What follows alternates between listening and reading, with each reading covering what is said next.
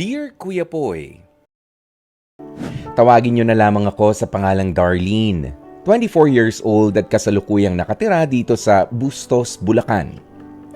Siguro marami sa inyo ang magtataas ng kilay sa storyang maririnig at mapapanood naman ng mga nasa live stream. Alam kong hindi ko mapiplease ang lahat given sa sitwasyon na kinaroroonan ko ngayon. Pero sa kabila niyan ay umaasa pa rin ako na kahit papaano ay may mga taong makakaunawa sa pinagdadaanan kong suliranin. To be honest, ang problemang idudulog ko sa H2H ay patungkol sa dalawang lalaking nanliligaw sa akin. Hanggang ngayon kasi, Kuya Poy, ay naguguluhan pa rin ako kung sino ang pipiliin ko sa kanilang dalawa.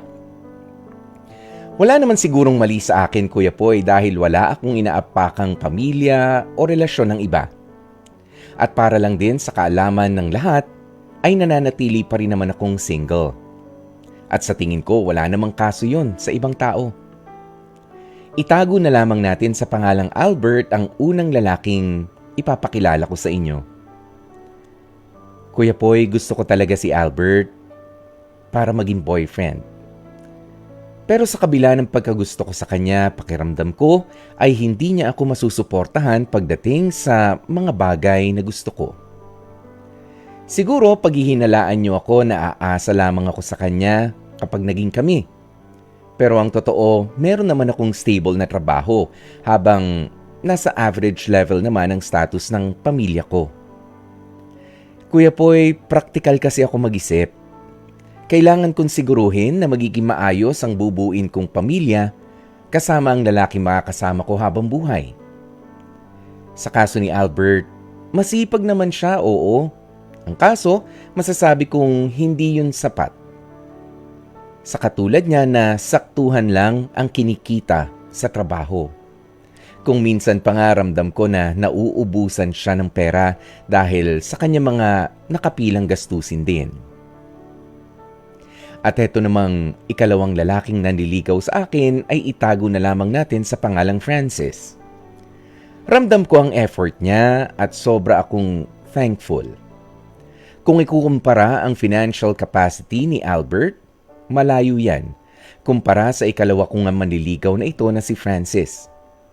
Yung tipong secured na ang future ko sa kanya at talagang maibibigay niya ang buhay na pinapangarap ko kahit na gustuhin pa nga namin na magkaroon ng maraming anak.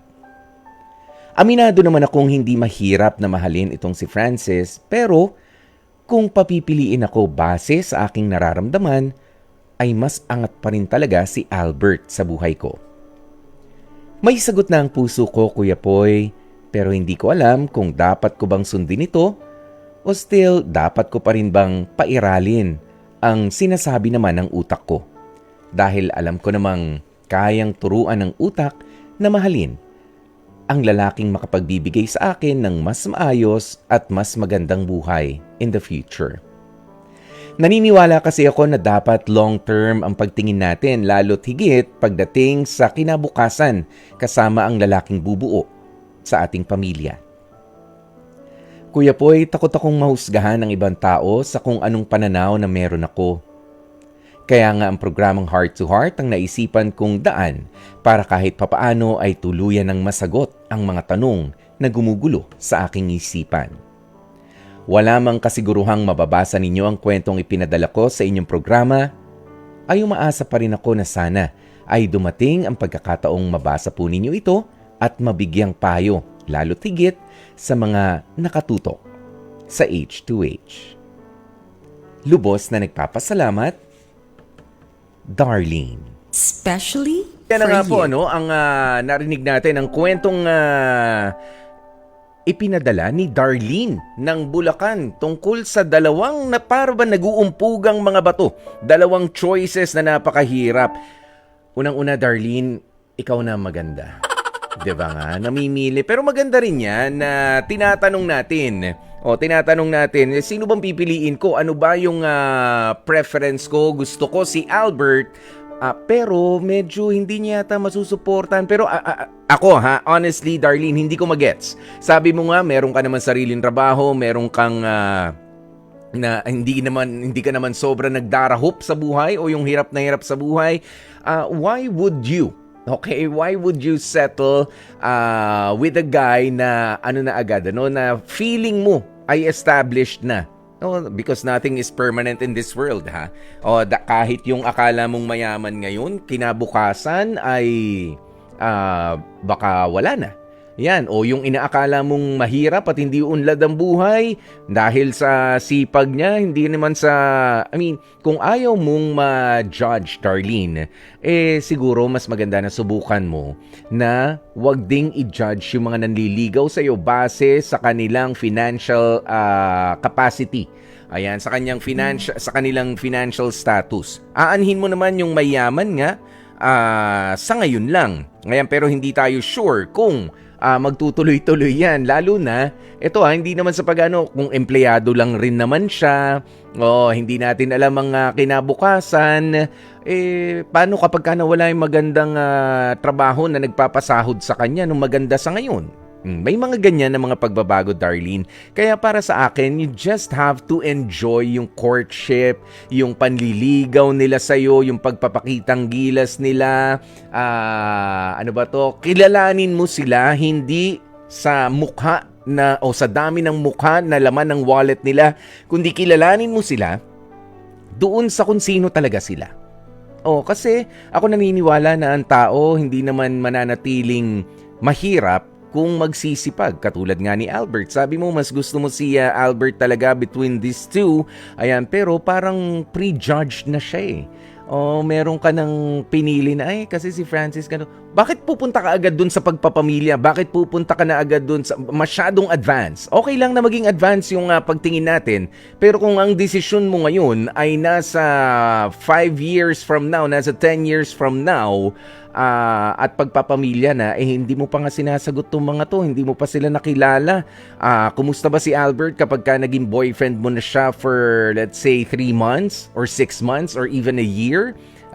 Nasubukan mo na ba? O si Francis, ang pinili mo, o after a few months, nag-iba yung ugali niya, o papaano na yung pinaplano mo na masyadong malayo na doon sa ngayon? Alam mo, ito lang ang comparison na maibibigay ko rin sa'yo, Darlene. Kung maobserbahan mo ang mga sasakyan natin, sa mga sasakyan kapag nakaupo ka sa harap, ang mga headlight niyan ay hindi naman tanaw kung saan ka papunta ng sobrang layo. Oo. Yan. Ang tanaw lang niyan yung a few meters away doon sa sasakyan mo. You don't have to see yung buong stretch ng road. Hindi mo kailangan kahit sa NLEX ka, kahit sa SLEX ka, ito lang munang malapit. Huwag mong problemahin yung nandun sa pagka-layo-layong kilometro na. Yun nandito lang, just a few meters away from you na pupuntahan mo, yun ang intindihin mo. Huwag masyadong malayo ang tingin. Pakikipagrelasyon yan 'Di ba? It's a work in progress. Hindi porke nakapili ka ng may maayos na pamumuhay, ganyan na magiging pamumuhay mo rin in the future, magiging maayos na yan. Hindi yan yung security na hinahanap mo. At hindi nga rin ibig sabihin mahirap yan, mananatiling mahirap na lamang din yung tao. Stop being judgmental, Darlene. Kahit na napaka-sweet nung salita mo o ingat na ingat ka, sabi mo wag kang mahuhusgahan dahil ganun ang gusto mo sa pagpili. Judgmental ka. Hindi maganda yan sa isang tao. Okay? Sa kahit sinong tao, mapababae ka, mapalalaki, wag mong husgahan. Hindi natin hawak ang kinabukasan. 'Di ba? May gulong ng palad na tinatawag. Hindi lagi nasa ibabaw, hindi rin naman lagi nasa ilalim. 'Di ba? Pero i-enjoy lamang natin yung journey. 'Di ba? Yun yung mas mahalaga, Darlene. Wag mo masyadong diinan, wag mo masyadong pahirapan yung sarili mo. Hindi, nanliligaw pa lamang sila. Sige, kung sino talaga yung feel mo, ay sila yung piliin mo. At sabi nga sabi nito talaga napakaraming maraming mga natuto dito sa mga henyo at talaga naman napakalalalim din na mag-isip. Ang sabi nga po ng sex bomb, kung ano ang nasa puso mo, sundin mo. Ganun yun. Di ba ganyan niya? Relax ka lang. Oh, no pressure. Wag naman masyado. Oo, ligawan stage pa lang. Andun ka na. Pwede kami mag-anak ni Francis ng ano kasi may pera siya. Si Albert, medyo alanganin ako, Kuya Poy. Relax. Okay? Ayan, ganun lang. Tago nyo na lamang ako sa pangalang Ina, 25 years old, at kasalukuyang nakatira dito sa Manila.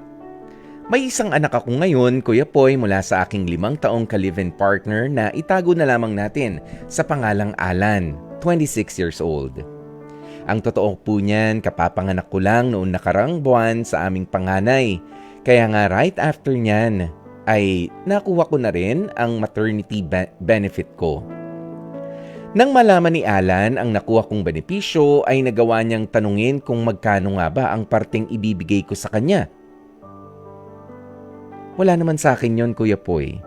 Bilang share ay binigyan ko na lamang din siya ng 20,000 pesos sa aking nakuha.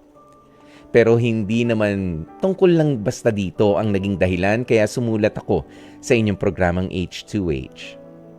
Noong magjowa pa lamang kasi kami nitong si Alan, ay inabot ng 2 taon na walang trabaho siya.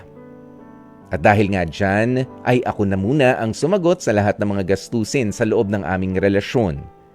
Mula sa aming pagde-date, sa aming mga pangkain, nag-i-staycation pa nga kami, at kung ano-ano pa. Wala naman ako nakikitang problema noon. Kapos man siya sa pera pero tinutumbasan niya naman yon ng effort sa pamagitan ng pagluluto sa akin ng masarap na pagkain, pagbibigay ng mga letters at hindi matatawarang assurance ng pagmamahal niya. Besides, stable rin naman ang aking trabaho bilang isang programmer. Ang kaso, nagbago ang lahat matapos naming magdesisyon na tumira na sa isang bubong. At doon ko nga mas lalong nakilala pa ang hindi ko nakitang side ni Alan. Gaya nga ng nakasanayan, ako lahat ang nag-shoulder sa mga gastusin sa bahay. No problem pa rin naman since wala namang trabaho si Alan. Pero kinalaunan napansin ko na rin sa kanya ang always niyang pag-order ng mga online na food at yung madalas na pagkain-kain sa labas, maging ang pag-order niya rin ng mga sapatos, damit at iba pa online. Pero ang ending sa akin, bumabagsak ang lahat ng mga bayarin na yun. Inopen up ko naman na sa kanya ang obserbasyon kong ito, Kuya Poy. At sa awa naman ng Diyos ay tuluyan ko na rin siya nakumbinsi para maghanap naman ng kanyang pagkakakitaan after ng ilang taon niyang pagiging tambay. Masaya dahil parehas na kaming may trabaho pero ang akala kong kaginhawaan ay taliwas pala sa takbo ng isip ng live-in partner ko. Dahil ang perang kinikita niya sa trabaho niya ay para lang pala talaga sa kanya. Hanggang sa napag-alaman naming nabuntis pa nga ako. At dahil nga sa masela ng pagbubuntis ko ay napagdesisyonan ko na rin na mag-resign sa trabaho. Mabuti na lamang at may naitabi akong savings kahit papaano. Sa period ng pagbubuntis ko ay hindi ako nang hingi ng pera kay Alan. Hinayaan ko na lamang siyang magkusang loob na magbigay sa akin, Kuya Poy. Pero kailanman ay hindi yun nangyari. Pero hindi na rin ako nakapagtimpi at kinausap ko na talaga siya. Sinabihan ko siya na magtabi man lang ng pera para kung sakali magkaroon ng emergency ay may mahuhugot kami. Pero nanganak na ako't lahat-lahat.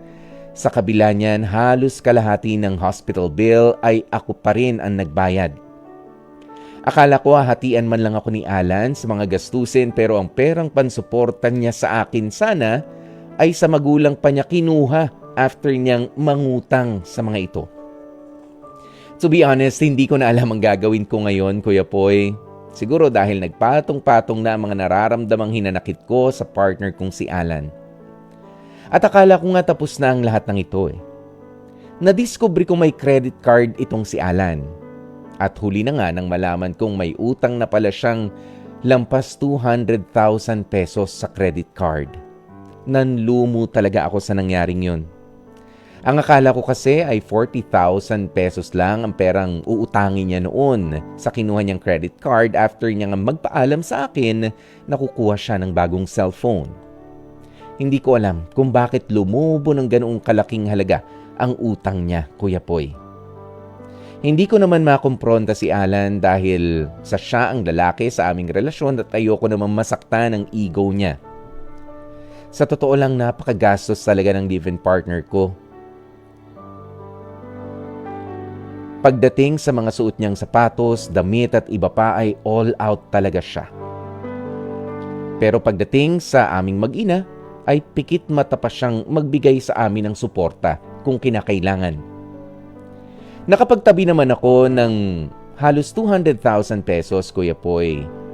Kay Alan ko pa ngayon pinahawak para ma-feel niya na siya pa rin ang head of the family. Sinabihan kasi niya ako, Kuya Poy, na sa tuwing binibigyan ko siya ng pera ay nahihiya ito. So naisip ko na nga lang na ngayon ay ibayad niya na lang ang perang naipon ko para mabawasan man lang ang utang niya sa kanyang credit card. Alam mo, Kuya Poy, sobrang mahal ko si Alan. Pero sa tuwing may ginagawa itong mali sa kanyang sarili at sa aming pamilya, ay labis na rin talaga akong nasasaktan. Wala namang masama sa pagiging maluho pero sana naman ay pairalin din niya ang disiplina at iwasan ang pagiging makasarili, lalo na pagdating sa pera. Hindi ko alam, Kuya Poy, kung papaano ang magiging approach ko sa kanya nang hindi siya ma-offend sa palagi ang paghingi niya sa akin ng savings ko, maging ang paggamit niya ng credit card niya. Umaasa na lamang ako na makakakuha ako ng payo mula sa inyong mga taga-subaybay sa programang H2H ng True FM at lalo na nga sa iyo, Kuya Poy. Lubos na nagpapasalamat, Ina. Dear Kuya Poy, Nako, Ina naman. Ano ba nangyari sa inyo nitong si Alan? Pero alam mo, no, tama naman yung iniisip mo na kausapin mo siya, pero yung sagutin mo lahat ng mga pagkukulang niya, alam mo, hanggat sinasalo mo siya. I'll take you straight to the point, Ina. Kumalma ka. Alam ko mahal mo yung tao, pero kapag lagi ka na lamang nandyan para saluhin yung mga pagkakamali niya, yung mismanagement niya sa inyong finances, hindi matututo yan. Kung meron 200,000 na pananagutan na yung tao, hayaan mo na muna siyang sumagot dyan. Kasi kapag katulad niya, meron na kayong mas malaki at mas importanteng responsibilidad, yung anak ninyo. Paghahandaan ninyo yung future niyan, kung hindi siya nakikiisa sa inyo, hayaan mo siya. 'Di ba? Lagyan niya ng solusyon kung papaano yung mga napag-utangan niya at ikaw naman asikasuhin mo yung anak mo. Yung savings mo, ingatan mo, napakamahal ng mga gatas ngayon. Ang mahal ng diaper, ang mahal ng gamit ng mga bata. Okay? At kapag lactose intolerant pa, maghahanap ka pa ng ibang gatas. I mean, ganun kahirap. At dapat malaman niya ni Alan as early as now. Kasi dyan din mapuputol yung kanyang hilig sa mga luho niya sa katawan. Okay? Sometimes kailangan ho talagang kailangan talagang matuto ng mga tao sa sarili nilang mga paa. Tama na yung pagtulong mo, mas kailangan ka ng anak mo, and let that be a lesson to Alan na tigilan niya. Problema pambayad, yung mga luhong pinagbibili niya na mahal, ibenta. Yun ang ibayad, 'di ba? Tama? Yun ang ibayad doon sa mga utang. May halaga yung sapatos niya. Syempre, nagamit na, medyo nag-devaluate na yan. Pero sige, ibenta mo. Online din, ibenta mo, bahala ka. O sa kakilala mo, yun ang ipambayad sa card. Hindi yung pinaghirapan mo ng ilang taon. Tawagin nyo na lamang ako sa pangalang Rinan, 34 years old, taga rito sa Pasig City. May karamdaman ako, Kuya Poy, na kung tawagin ay yung Tourette Syndrome. Isa itong neurological movement and vocal disorder na hindi na kayang pagalingin pa. Pero sa kabila ng kalagayan kong ito ay may isang taong nagparamdam at nagpatotoo sa akin na posible palang maranasan ko rin ang totoo at tapat na pagmamahal. Ang babaeng tinutukoy ko ay itago na lamang natin sa pangalang Mean. Masaya ang takbo ng aming relasyon ni Mean.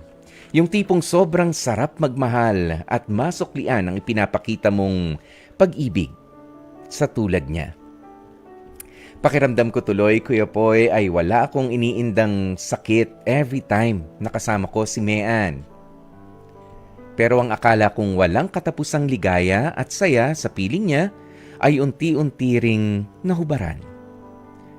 Dumating kasi, Kuya Poy, ang pagkakataong nawawalan na siya sa akin ng oras. Alam ko rin, Kuya Poy, na ayaw ng girlfriend ko ang pagiging sobrang malambing at clingy ko sa kanya. Pero maski ako kasi ay hindi ko makontrol yung ganitong klase ng laging pagkasabik kay Mean. Basta alam ko lang na totoo at genuine ang ipinaparamdam ko sa kanya. Akala ko masusolusyonan pa ang problemang ito pero sa hindi inaasahang pagkakataon ay tuluyan na ngang tinapos ni Mean ang namamagitang relasyon sa aming dalawa. Pakiramdam ko nagsawa sa akin ang girlfriend ko. Hindi na naayos pa ang dating masayang samahan namin ni Mean at tuluyan na rin niya talaga akong hiniwalayan. Sobrang sakit, Kuya Poy, ng pangyayaring yun. Imbis kasi na sagipin pa ang naghihingalo naming relasyon, ay pinili niyang sundan ang career na gusto niya namang tuparin nang wala ako. Wala mang kasiguruhan na maabot ang ligayang pinakahihintay ko, ay nagawa ko pa rin namang sumugal, Kuya Poy, sa kanya. Ayoko kasing dumating sa puntong pagsisisihan ko ito sa huli. Kaya nga sa kabila ng pinagdaraanan kong karamdaman ay marami akong napagtanto sa buhay at sa naging relasyon din namin ni Mean. Alam ko sa sarili ko na mas naging better version na ako ng aking sarili. Alam ko na posible ito sa tulong at gabay na rin ng Panginoon, kaya nga labis ang pasasalamat ko sa Kanya. Kuya Poy, bilang isang person with disability o PWD, ay gusto ko lang ding sabihin sa lahat ng inyong tagapakinig at manunood na patuloy na magmahal pa rin tayo ng tunay. Wala mang assurance na panghabang buhay na ligaya na nga ang matatamo natin. Ang mahalaga ay wala kang pagsisisihan dahil ibinigay mo ang lahat sa taong minamahal mo. Maraming salamat sa pagkakataong maibahagi ko ang aking storya sa inyong programa. Sana ay kapulutan po ito ng aral. Lubos na nagpapasalamat, Renan. Especially for you. Yan na nga po, no? Ang kwentong ibinahagi sa atin ni Rina ng Pasig City. Ayan, nabagaman meron po siyang kapansanan, ay hindi yun naging hadlang para siya naman ay sumubok na umibig. 'Di ba? Isang napakalakas na mensahe para sa ating mga tagapakinig na merong kapansanan at sila mismo ay para bang nawawalan ng gana na makahanap din ng partner. Pero alam nyo, natutuwa ako every time na nakakita ako ng magpartner dahil hindi sukatan naman na kumpleto ang bahagi ng iyong katawan para ikaw ay maging eligible o pwede ka na mahalin at magbigay ng pagmamahalang importante ay buong buo ang puso mo. Totoo ito sa taong mamahalin mo at kaya nitong punan ang mga pagkukulang ng tao na pipiliin niya panghabang buhay at sa iyo rin mismo. Ngayon, matuto, maging masaya at ikaw mismo minamahal mo ang sarili mo kahit pa nga meron kang sinasabi na physical disability. Ayan, kaya tuloy lamang. Maraming salamat Renan sa iyong napakagandang kwentong ibinahagi sa amin. Tawagin niyo na lamang ako sa pangalang Clark, 23 years old, taga dito sa San Juan. Sensitibong storya, Kuya Poy, ang ikikwento ko sa inyong programa, kaya hanggat maaari, kung may mga bata-bata pang mga tagapakinig, ay sana magabayan sila ng mga matatandang kasama nila. Ang totoo niya, nagdesisyon akong sumulat sa inyong radio show para makahingi na rin ako ng advice sa pinagdaraanan kong ito ngayon. Sobrang masalimuot kasi ang pangyayaring ito, Kuya Poy, at hanggang ngayon ay hindi ko pa rin sukat akalain na posible pala talaga ang ganitong mga eksena sa buhay. Isang taon na nang naghiwalay kami ng girlfriend kong itago na lamang natin sa pangalang Chloe. Akala ko ay tapos na ang lahat sa amin ng panahon na yon. At syempre dahil fresh pa naman ang pangyayari, ay may pagkakataon pang namimiss pa rin namin ang isa't isa. Kaya umaabot din sa punto na nagkikita pa rin kami ni Chloe. Ang nakakatawa lang, ilang araw pa lamang ang breakup namin noon, ay nagkita na kami agad ng ex-girlfriend ko. Wala naman kasi talagang third party involved kung bakit nagdesisyon kaming maghiwalay. Siguro nga mutual o parehas kaming nape-pressure sa aming pag-aaral at sa pamilya kaya umabot kami sa punto ng hiwalayan. Sa totoo niyan, parehas kasi kaming running for cum laude. Plus, inaasahan na namin ang pagiging breadwinner namin sa pagtatapos ng aming pag-aaral. Mababaw man sa karamihan pero hindi nyo rin kami masisisi dahil parehas kaming panganay sa magkakapatid at sa amin lang umaasa ng mas magandang kinabukasan ng aming mga pamilya. Bukod pa roon ay mayroon din kaming mga nakababatang kapatid na kalaunan ay kailangan na rin naming masuportahan. Ganoon ang mindset namin parehas ni Chloe. Akala ko latak lang ng relasyon namin ang ilang araw na pagkikita namin ni Chloe pero Kuya Poy, para bang nawalan rin ng bisa yung breakup na ginawa namin ng ex ko kuno na si Chloe. Muli naming sinubukang ayusin ang relasyon na tinapos namin ng aking kasintahan. Kung hindi ako nagkakamali, inabot din yun ng 6 to 7 months ng pag-aayos. At masarap naman sa pakiramdam yung tipong para ba nagkaroon ng restart button ang aming relationship. Pero ang akala kong plano naming pagbabalikan ay bigla na lamang nalusaw ng hindi ko inaasahan. Kuya Poy, biglaan ang lahat ng mga pangyayari maski ako ay hindi ko alam kung papaano ko ipapaliwanag sa inyo. To be honest, nalaman kong may nangyari kay Chloe at sa kapatid kong 21 anyos pa lamang na itago na lamang natin sa pangalang Ambo. Tatanggapin ko sana yung paliwanag ni Chloe na hindi nila sinasadya yung nangyari. Pero Kuya Poy, mas lalo akong nasaktan. Matapos kong madiskubre na nag-inuman pala sila at tumuloy sa isang motel na hindi kalayuan doon sa lugar na yon. Habang inaayos namin ang relationship namin. Bukod pa dyan, ito pa. May nakita rin ako sa cellphone ni Chloe na nagawa pa nilang videohan ang ginawa nilang kahalayan. Hindi naman siguro aksidente pa rin yung nangyaring yun, given na nadiskubre ko talaga ito, Kuya Poy. Hindi ko na kinumpronta pa ang kapatid kong si Ambo na dahil sa nangyari. Dahil alam ko naman na eventually malalaman niya na ito. Hindi ko na inaasahan tuloy na magkakaayos pa nga kami ng ex kong si Chloe. Makalipas lamang ang ilang buwan, ay ito pa nga ang sumunod naman nangyari. Napag-alaman kong positibo sa pagbubuntis ang babaeng minahal ko ng totoo at tapat. Pero sa ngayon ay live-in partner niya na ang kapatid kong si Ambo.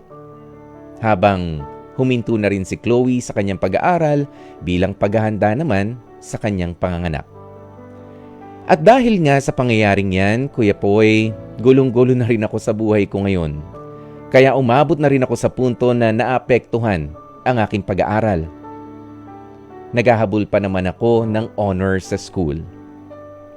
Pero umaasa pa rin ako na mabibigyan ninyo ako ng payo sa inyong programa para tuluyang mabawasan man lang ang dinadala kong agam-agam at bigat sa aking dibdib sa mga oras na to.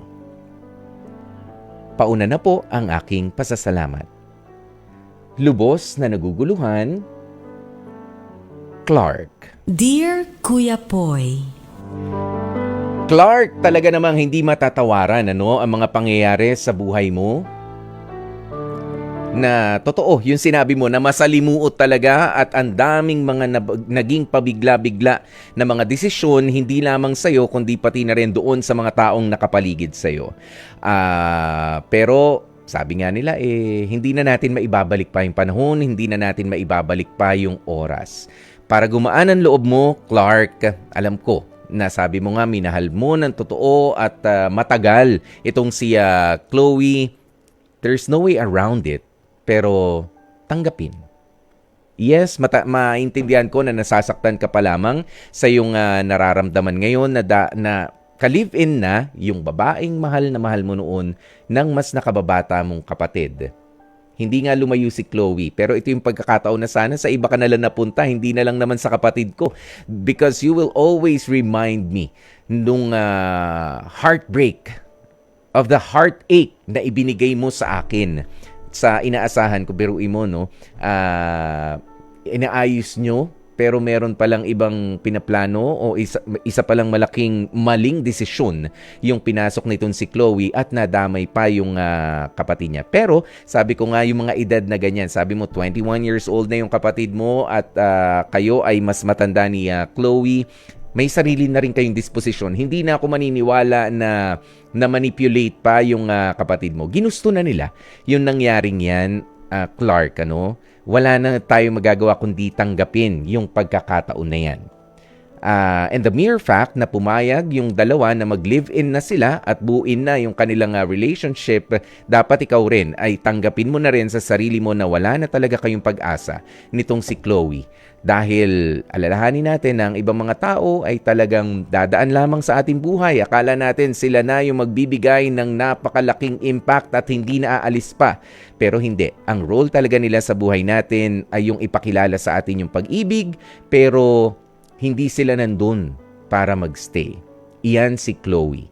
May iba pang nakalaan para sa'yo. Nasubok kung ano yung tatag mo, nasubok kung ano yung lawak ng pangunawa mo, pero sa ngayon nga, mas intindihin mo na makapagtapos ka ng pag-aaral mo at mapaganda ang buhay mo muna, ha? O wag mo munang ilagay yung pressure na ikaw ay magiging breadwinner in the future. Kapag kaya, well then go on. Sige, maging tumulong tayo sa mga magulang natin, pero wag mo munang isipin na future breadwinner ka na agad. Gawin mo muna kung ano yun nandyan sa pag-aaral mo hanggang sa makarating ka ron. Step by step. Ayan, ganun din sa pag-resolba nitong problema. Nangyari na ang nangyari, pinanindigan na siya ng kapatid mo, ikaw rin, tanggapin mo na at panindigan mo na rin na hindi na talaga magiging kayo pa ni Chloe kahit bali-baliktarin mo pa yung mundo. Hindi siya nakalaan sa'yo, ang kapalad niya pala ay yung kapatid mo na si Ambo. Kaya naman maraming salamat sa masalimuot pero talaga namang napaka-inspirational pa rin na kwentong ito. No? Ituloy mo lang ang buhay na yan, Clark, at huwag masisira ang loob mo sa mga future decisions mo. Pakitago na lamang po ako sa pangalang Elise, 24 years old, at nakatira dito sa Quezon City. I never thought na magagawa ko rin na sumulat sa inyong programa. Siguro dahil hindi na talaga kaya pang matagalan ang pinagdaraanan kong depresyon sa relasyon namin ng boyfriend kong itatago na lamang din natin sa pangalang JR. Nasa 3rd year college pa lamang kami ng boyfriend ko, Kuya Poy. Actually, wala namang issue ng cheating sa pagitan naming dalawa, pero pakiramdam ko kasi ay nawawalan na ako ng gana sa relasyon na meron kami ni JR. Paano ba naman kasi sa 4 na taon ng pagsasama namin ay hindi ko man lang ma-feel sa kanya ang pagmamahal niya.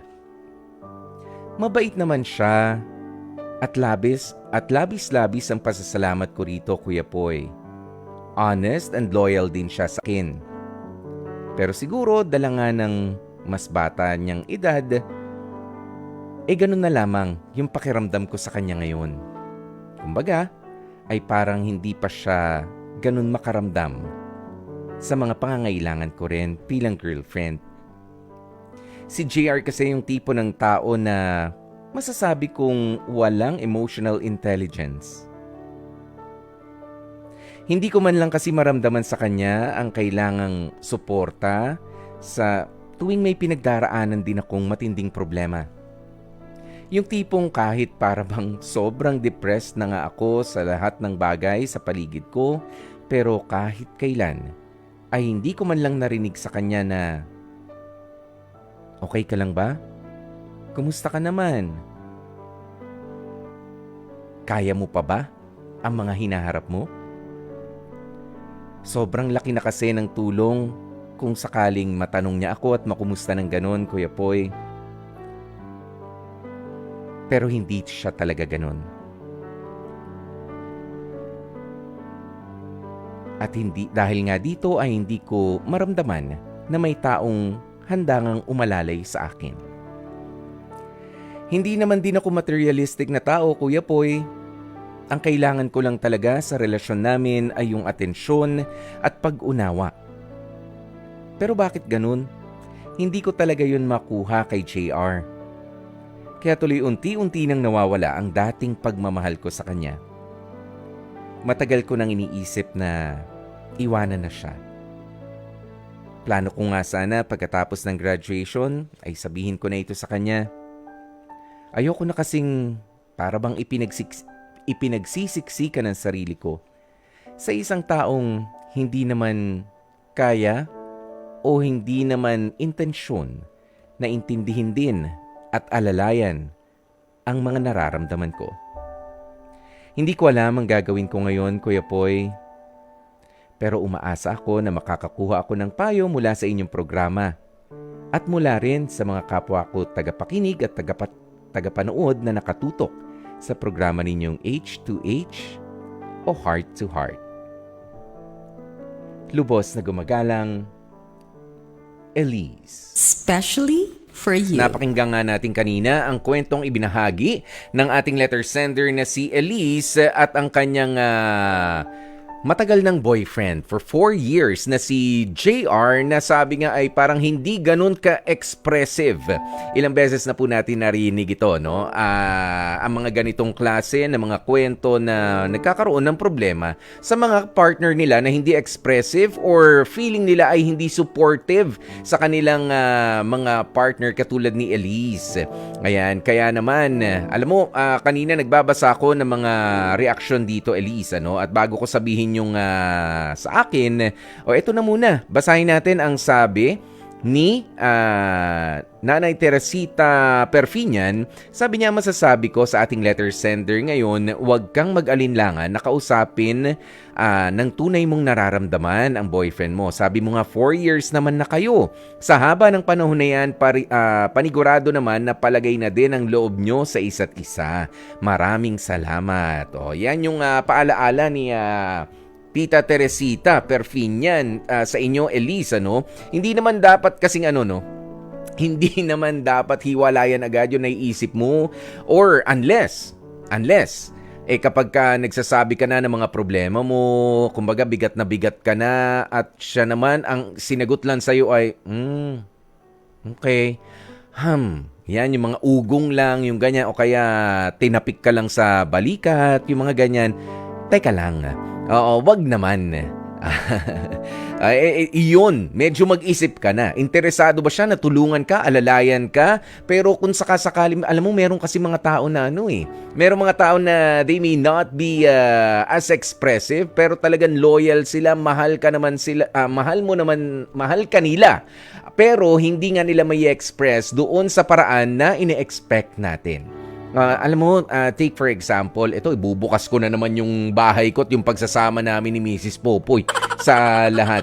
Pero between us two, sa amin, hindi kasi masyado masalita, hindi rin masyadong mahawak si Mrs. Popoy sa akin. Pero in times like these, na kapag ka medyo mabigat na at talagang nag-uusap na kayo ng masinsinan, talagang lahat ng focus nasa'yo. Pero yung i-expect mo na makikita mo kami in public na karay-karay ako ni Mrs. Popoy na extra sweet, yung talagang nakayapos. Hindi lang magka-holding hands, yung mga ganyan. Yung talagang halos di na makalakad dahil talagang naglilingkisan na hindi. We are not like that. Oo, may mga partners na ganoon.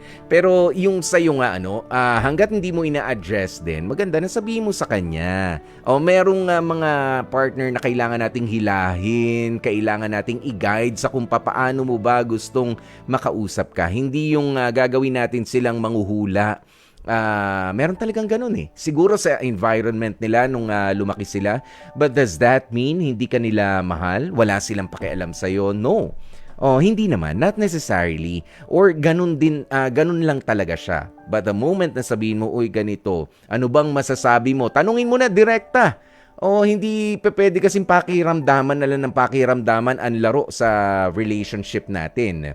Oo, kailangan minsan you go straight to the point. Anong kailangan mo? Alika, samahan mo muna ako rito, mag-usap tayo. Ano bang opinion mo rito? May mga ganyan na klase ng mga partner.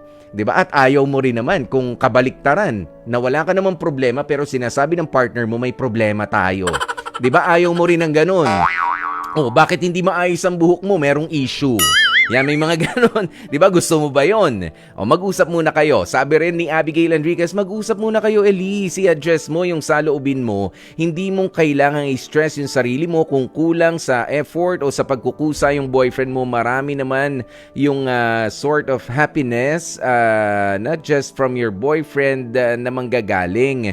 You socialize din with your friends. And huwag tayong masyadong nakafocus nga. O, kapag ka meron kang... minsan ganyan din yung thinking natin, nalulungkot ako, ang makakasagot at makakapag-alis ng lungkot na ito si boyfriend o si girlfriend lang. Hindi, not all the time. Nandyan ang pamilya mo, nandyan yung ibang mga tao, nandyan yung mga, kayo nasa school pa kayo, nandyan yung professor mo. 'Di ba? Oh, ang problema mo, grades mo, papaano ka magiging maigi. Ganoon. Oh, wag mo masyadong paghanapan yung isang tao for something na alam mong hindi niya kayang i-offer. Or better yet nga ay sabihin mo sa kanya, ano ba talaga ang kailangan mo sa kanya? Anong opinyon, anong pagsuporta? Minsan kasi kailangan ganun lang. Hindi hiwalayan ang sagot sa lahat. Kaya maraming salamat pa rin, Elise, at sana masolusyonan mo ang problema na iniakyat mo sa amin dito sa H2H, sa Heart to Heart, bago mo tapusin ang lahat. I-exhaust mo muna ang lahat ng effort para mapanatili pa rin na maayos naman ang inyong relationship. After all, 'di ba? Ang takeaway mo rito, loyal siya, faithful siya sa'yo, walang third party for the last 4 years. Naku, mahirap makahanap ng mga ganyan. Baka kailangan lang kalampagin o kaya naman ay hilahin din sa kung papaano mo gusto yung boyfriend mo.